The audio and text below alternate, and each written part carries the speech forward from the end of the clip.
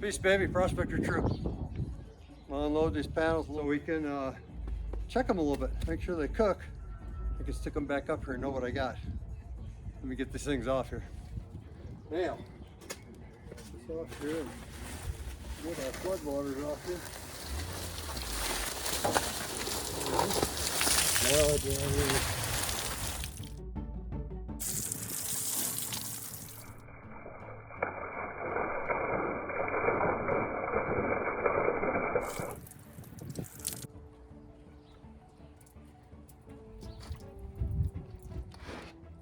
Too big of a soaker. There we go.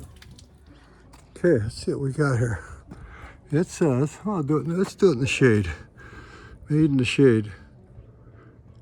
Yeah, I'm sure you guys can read that. Let me read it here now that you read it. I can't see very good up close, you know that. You know that. Attica. There we go. Fine. Oh yeah. So yeah, 405 watt plus or minus 3%. Yeah, maximum power voltage while it's hooked up, 31 volts, 31.1. Maximum current, 13.03 amps.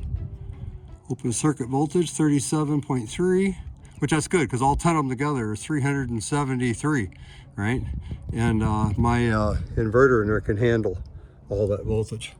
And so yeah, it handle up to 7,000. So even these are 4,000 altogether, it'll handle easily. Talks about the maximum current, the maximum system. So if you have these all in series, you can have up to 1,500 volts without damaging the panel, apparently. I'm not ever gonna go that high because my inverter is only, I think 450 volts. So I could do 10 of these guys. One of the criteria was, for me on these panels, was I had to have them fit my rack. You know, I couldn't buy them and then they were, say they're too big, right? They're too long, we'll say. Instead of being the length of these, which is 67 inches, or no, those are 65. And I think the ones in the, not the ones slanted this way, but the ones, the first row going this way, those are LGs, and they are 66 inches, basically long, going this way. And so these new ones go right on the very top, and they're 67. They're about an inch longer, but yeah, all of them together won't be an issue. They'll all look fairly squared, and I'll start in the middle and build them out from there. You know, one on this side, one on that side, till them to the edge, so they're equally spaced. It won't look too funky. I don't think it'll look too funky. And who cares if it does? Who cares? I don't care. If it looks funky, that's fine. Okay, back to the story here. That's what they look like from the front side. Pretty good looking dude. See what that dude looks like.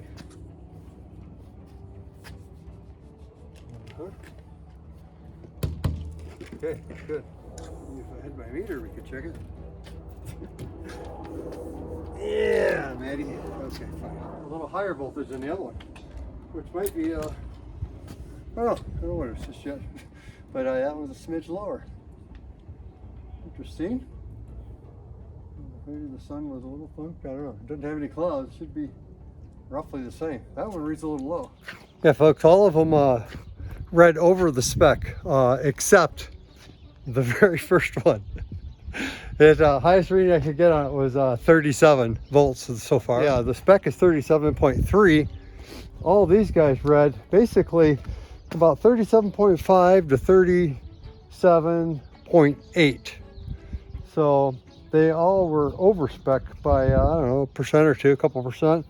But this guy had all the water sitting on it. It was the very top one. So I'm letting it sit here and bake for a minute, and maybe it'll start going. I've never had any issue whatsoever with any panel really reading that open circuit voltage. You know, they usually read right, even my old ones that I bought used, they're 7 years old when I bought them, almost every single one beat the spec still. Higher voltage, you know, probably current down a little bit because it's a little bit old. And the curve on them, typically the first few years they crash a little bit, then they kind of flatten out on the power for a long time, right?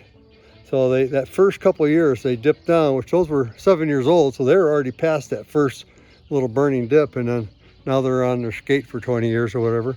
But yeah, almost every one of them read spec even after 7 years, you know, the open circuit voltage, except a couple. So yeah, I am a little bit interested about this one, so we're going to give it another shot here and take a look at it. It's been about 5-6 minutes since I letting this sit here and cook. Probably as it gets hotter, the voltage will come down and not up, but it's an experiment. All right, if it's over 37, then maybe it has some leaking or something. I'm not sure. It certainly doesn't look damaged whatsoever. It looks just fine. But like I said, it was on the top. It had all that water sitting on the backside here, as you saw, you know, basically from the snow melting on it. But it doesn't look really any damage here, I can see. And like I said, it was just full of water, which I've never had that even affect a panel yet. And I've had them sitting out for, I don't know, a few years for sure. Several years, actually. So anyway, yeah, let me check this thing again. We'll see what we got. Okay, folks, you see I stuck on one of these little extensions. That's basically the jumper between the next panel and one over there, just so I could read them. You can see I'm reading not quite 36 volts. Let me adjust this guy a smidge to get the right angle. See, about 30, I got 37 there, but now it's getting warmed up, right? So yeah. Anyway, I'm gonna play around with this here a little bit, and I'll probably tell the manufacturer, hey man, what's up? What up?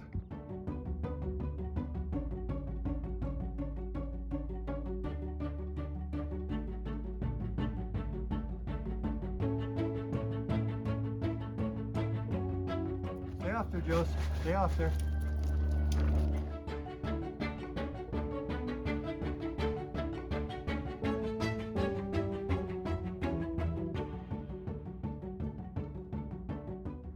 Hey folks, I got that dude hog tied on there pretty well. I had a nice long cable off one of my auction deals. I just used that one cable and hog tied her. Should be a-okay. Hold up on it. I think it will. Just got to make it a few weeks. We'll stick them babies up and we'll have it. And we'll have it, baby. Peace.